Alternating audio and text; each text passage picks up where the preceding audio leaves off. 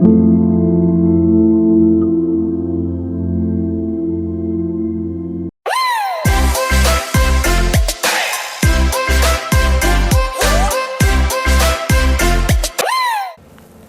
മിശിഹായ്ക്ക് സ്തുതിയായിരിക്കട്ടെ.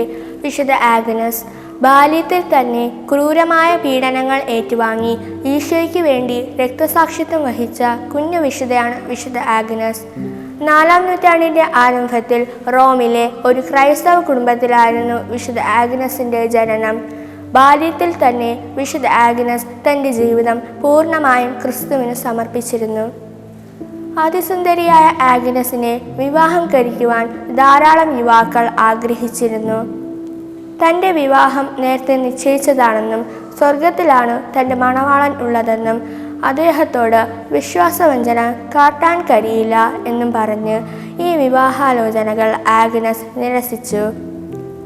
ആഗ്നസിൻ്റെ ഈ തീരുമാന നിമിത്തം ചിലർ ആഗ്നസിനെ ഒറ്റിക്കൊടുത്തു.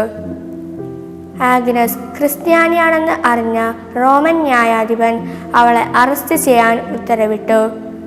അദ്ദേഹം അവളെ പാപികളായ സ്ത്രീകൾ പാർക്കുന്ന ഭവനത്തിൽ പാർപ്പിക്കും എന്ന് ഭീഷണിപ്പെടുത്തി.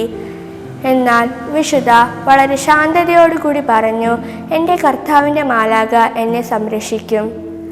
അവളുടെ മറുപടിയിൽ അരിശം മൂണ്ട ന്യായാധിപൻ അവളെ കുപ്രസിദ്ധയാർജിച്ച് ആ ഭവനത്തിലേക്ക് അയച്ചു. എന്നാൽ ഒരു പ്രകാശം അവളെ വലയം ചെയ്യുകയും അവളെ സമീപിച്ച എല്ലാവരെയും അന്ധരാക്കുകയും ചെയ്തു. ഇതറിഞ്ഞ ന്യായാധിപൻ അവളെ അഗ്നികുണ്ഡത്തിലേക്ക് എറിയുവാൻ കൽപ്പിച്ചു. എന്നാൽ തീജ്വാലകൾക്ക് പോലും ആ പാവന ശരീരത്തിൽ ഒരു പോറൽ പോലും ഏൽപ്പിക്കുവാൻ കഴിഞ്ഞില്ല. ഇതോടെ അരിശം മൂത്ത ന്യായാധിപൻ അവളുടെ തല ഛേദിക്കുവാൻ കൽപ്പിച്ചു.